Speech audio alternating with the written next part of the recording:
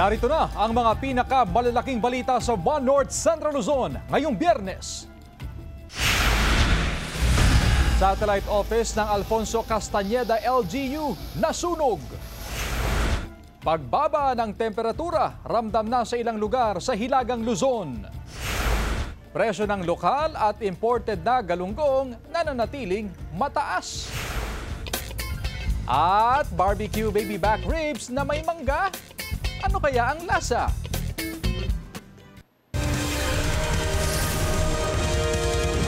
Ito ang GMA Regional TV, One North Central Luzon. Magandang hapon, ako si Chris Zuniga.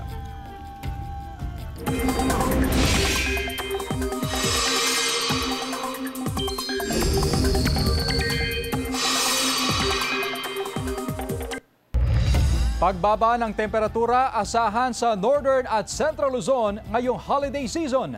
Balitang tinutukan ni Sandy Salvacio. Unang linggo pa lang ng Disyembre, ramdam na ang unti-unting pagbaba ng temperatura sa ilang bahagi ng Northern at Central Luzon. Dito sa Pangasinan, partikular na sa Dagupan City, may naitala na ring pagbaba sa temperatura ayon sa Pag-asa. Tanghali may kataasan po, pero yung sa umaga at sa kahapon ay mababa. Ibig sabihin, ayan po yung tinatawag natin weather system na Northeast Monsoon. Ngayong December 5, naglalaro sa 25 hanggang 31 degrees Celsius ang temperatura sa Dagupan City.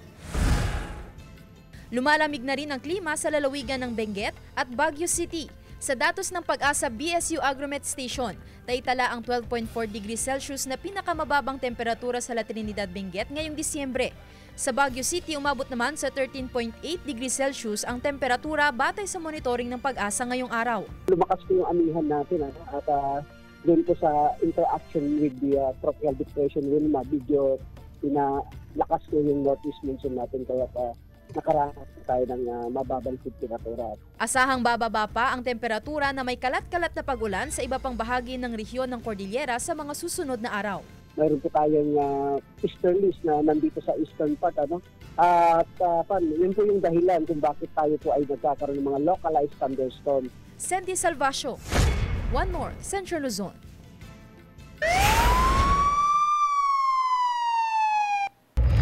Nasunog ang satellite office ng Alfonso Castañeda LGU na nasa Bayumbong, Nueva Vizcaya.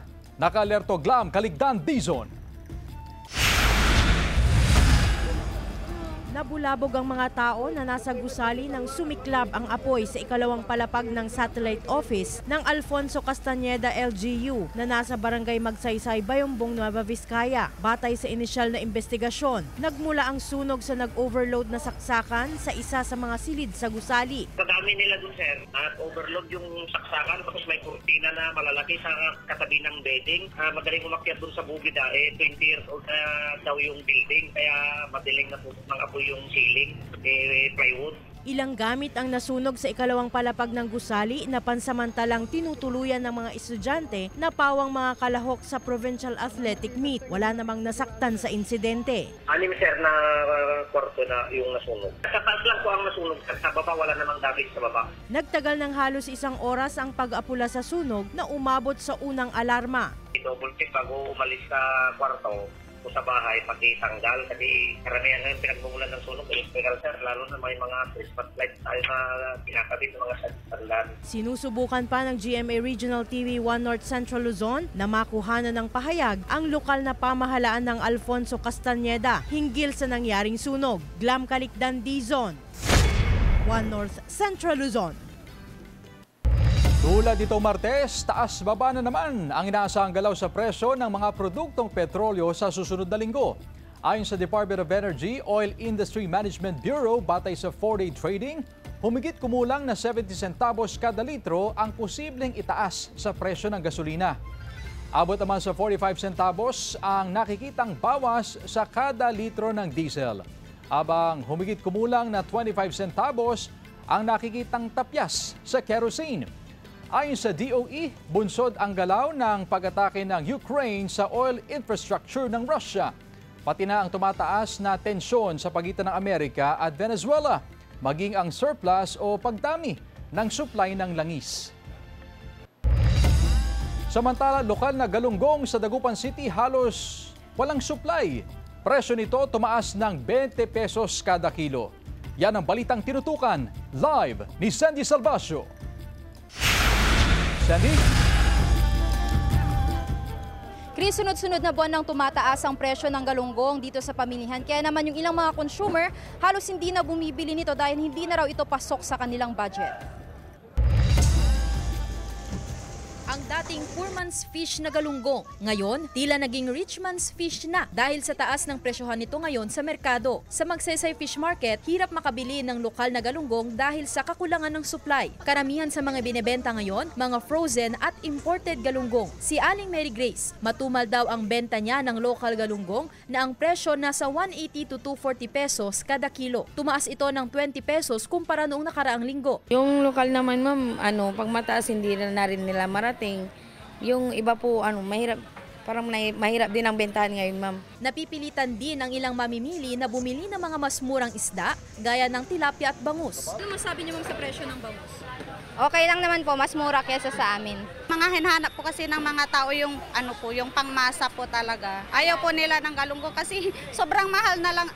Opo. Ayon sa Samahang Industriya ng Agrikultura, malaking nakaapekto sa supply ng galunggong ang nararanasang amihan season. Yung hulian na area, konti ang nahuhuli pa. Yun ang isang problem. Kaya medyo mataas ang presyo. Bumaba naman ng 20 pesos ang presyohan ngayon ng mga imported na galunggong. Maaari raw na tumaas pa ang presyo ng galunggong sa mga susunod na linggo. Etong weather natin, medyo malamig. Baka mas malalim sila po yung mga isda. Chris, narito naman ang latest na presyohan ng mga isda dito sa Magsaysay Fish Market. Ang bangus ay pumapalo na sa 200 to 220 pesos per kilo. Ang tilapia ay nasa 80 to 120 pesos per kilo. Pusit na nasa 200 pesos per kilo. Sapatero ay nasa 140 pesos per kilo. Yellowfin na nasa 200 pesos per kilo. Pampano na nasa 330 pesos per kilo. At ang bakol na nasa 160 pesos per kilo. Yan muna ang mga latest mula rito. Balik sa iyo, Chris. Maraming salamat, Sandy Salvacio. Muling ipinamalas ang pagiging creative ng mga taga-barangay Malabago sa Calasiao, Pangasinan sa kanilang lantern making contest. Talaga nga namang A+ ang grado sa effort ng mga kalahok. 18 parol ang nakadisplay sa covered court ng barangay. Gawa ang mga ito sa indigenous at recyclable materials. May parol na gawa sa shells, mais at munggo. Meron din gawa sa straw, tansan, sidi at marami pang iba. Pero ang nagawin ng kampyonato ay ang parol na gawa mula sa tray ng itlog na may dekorasyong bulaklak at may bilen sa gitna. 10,000 pesos ang premyo ng panalong sektor. May consolation prize din para sa mga hindi pinalad.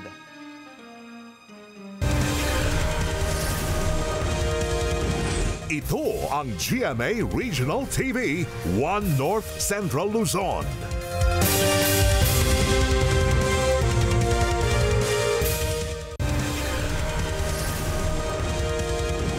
Ito ang GMA Regional TV, 1 North Central Luzon.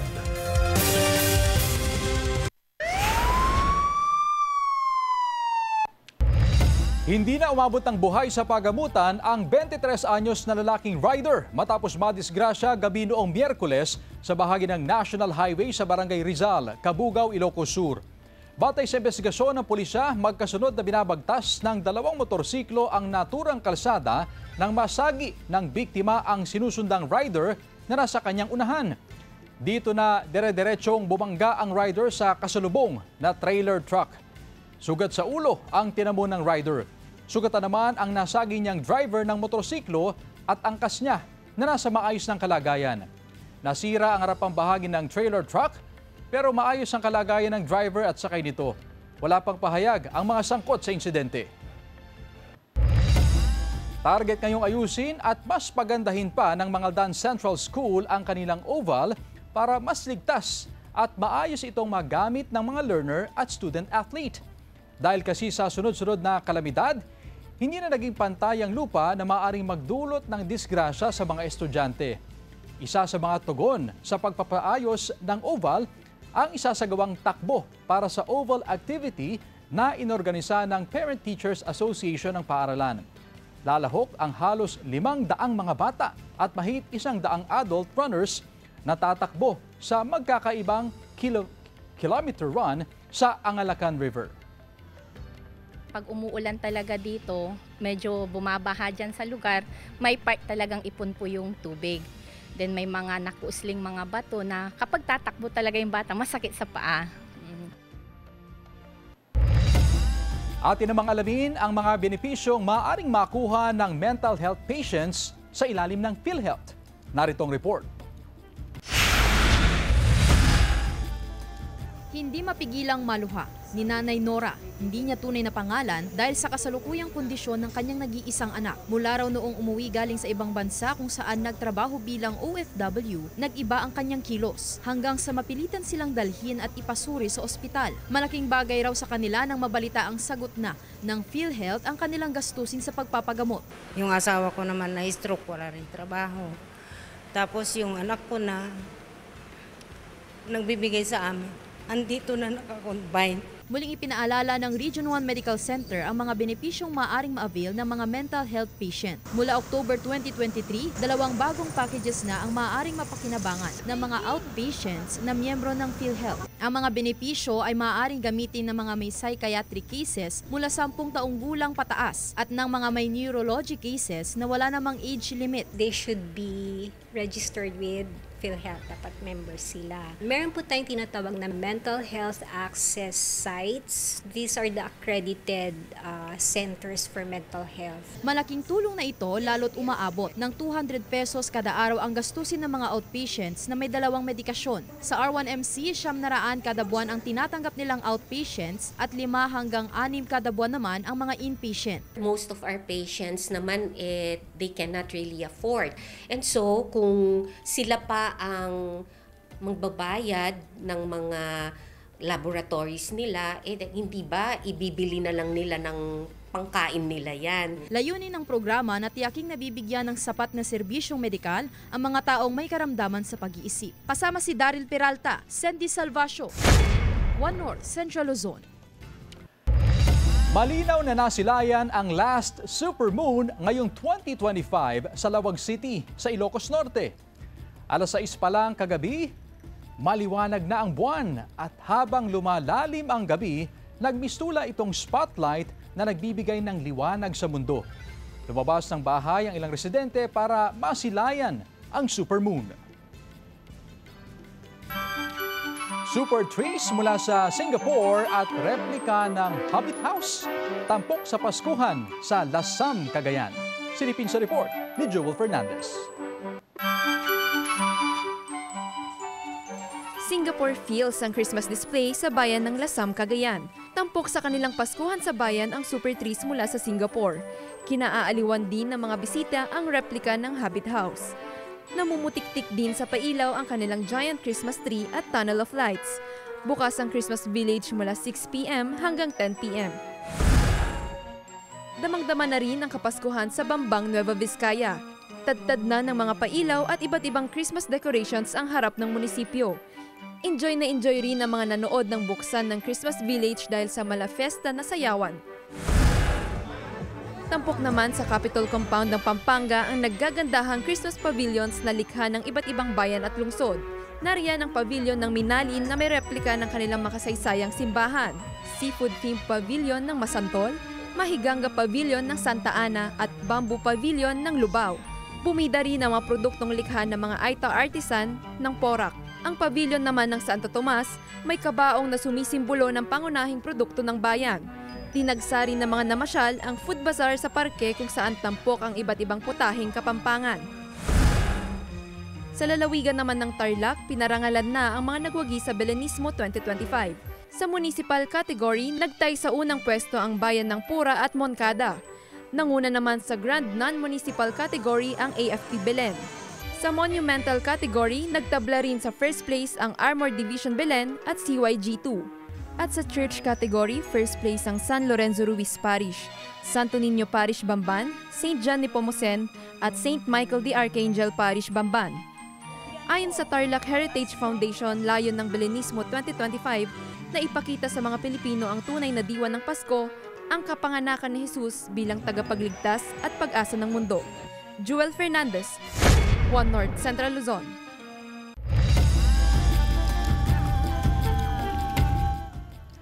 Mga kapuso, sa ikalawang bahagi ng 23rd anniversary special ng Magpakailanman, nagpapatuloy ang kwento ng isang babaeng nasa piitan dahil sa pagpatay niya sa lalaking nanggahasa sa kanyang kaibigan. Sa episode na pinamagatang Ang Babae sa Death Row, si Beauty Gonzales ang gaganap bilang mas matandang bersyon ni Linda na nahatulan ng death penalty at hinihintay na lang ang oras ng kanyang kamatayan. May pag-asa pa kaya para kay Linda kung bilang na ang oras niya sa mundo? Abangan ang brand new episode at pangalawang bahagi ng two-part 23rd anniversary special na Ang Babae sa Death Row, December 6, 8:15 p.m. sa GMA.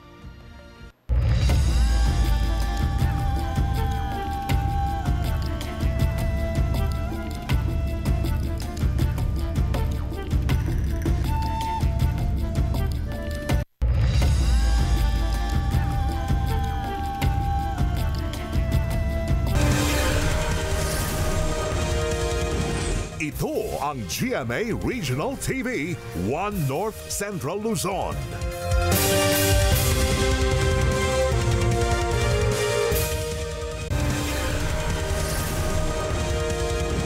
Ito ang GMA Regional TV, One North Central Luzon.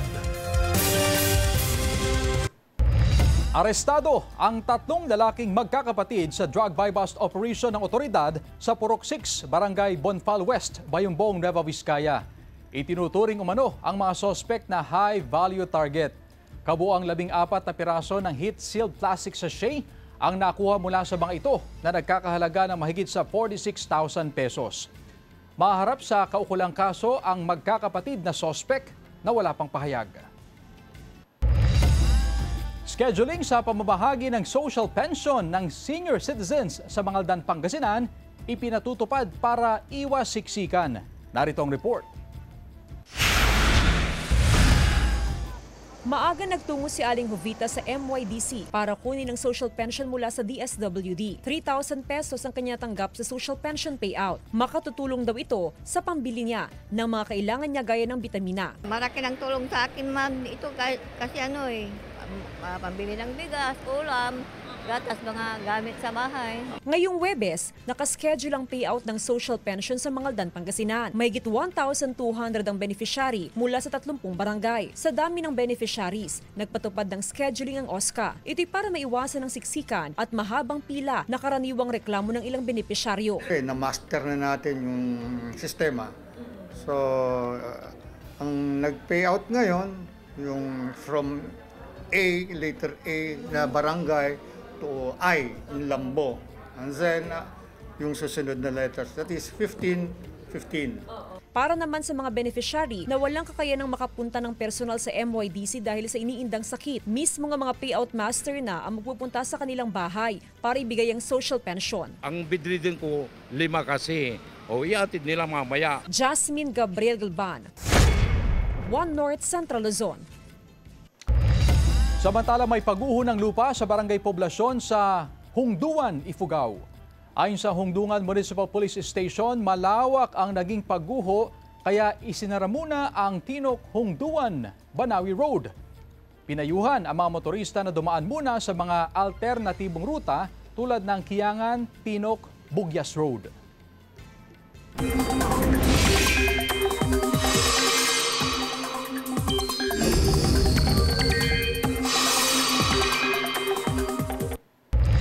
Unti-unti nang lumalapit ang bagyong Wilma sa bahagi ng Visayas at Mindanao. Sa latest bulletin ng Pag-asa, namata ng sentro ng bagyo sa layong 225 kilometers silangan ng Borongan City, Eastern Samar. Nakataas ang signal number 1 sa ilang bahagi ng Bicol Region, pati na sa ilang probinsya sa Visayas at Mindanao. Sa latest track ng Pag-asa, nakikita pa rin ang inisyal na landfall nito sa Eastern Visayas o Dinagat Islands mamayang gabi o bukas ng umaga. Saka nito tatawirin ang iba pang bahagi ng Visayas at Northern Palawan. Kasabay ng Bagyong Wilma ang patuloy ding pag-iral ng amihan at shearline. Sa datos ng Metro Weather, may tsansa ng ulan sa ilang bahagi ng Cagayan, Isabela, Apayao, Quirino, Benguet at ilang lugar sa Central Luzon. Posible rin ang ulan sa iba pang bahagi ng bansa. Bilang bahagi ng Drug Abuse Prevention and Control Week celebration, nagbigay ng symposium ang mga kawani ng DOH Rehabilitation Unit at Bureau of Jail Management and Penology sa Daniel Maramba National High School. Maigi umanong imulat ang mga kabataan sa masamang epekto ng iligal na droga dahil sila ang mas nakararanas ng peer pressure sa kanilang nakakasalamuha sa loob at labas ng eskwelahan. Nabigyan din ng pagkakataon ang mga estudyante na personal na magtanong ng mga bagay na makatutulong sa kanilang pag-iwas sa maling landas. Mga kapuso, halina't simulan ang maagang Christmas celebration sa GMA Regional TV Kapuso Fiesta na bahagi ng Paskong Ang Galing, Pangasinan, nagniningning sa Lingayen, Pangasinan. Makikisaya ang cast ng Hating Kapatid na sila Vanessa Peña, Vince Maristella, Jessica Fausto, Cassie Legaspi at ang cast ng Sanggang Dikit for Real na sila Jess Martinez, Kim Perez at Seb Pajarillo. May sorpresa naman ang kapuso artist na sina AZ Martinez, Andrea Torres at ang ayos barkada na sina Jessica Villarubin at Christian Bautista. Hosted by Kaloy Tingkungko. Bukas na yan, December 6, Sabado 6 p.m. sa Capitol Beach Park, Lingayen, Pangasinan.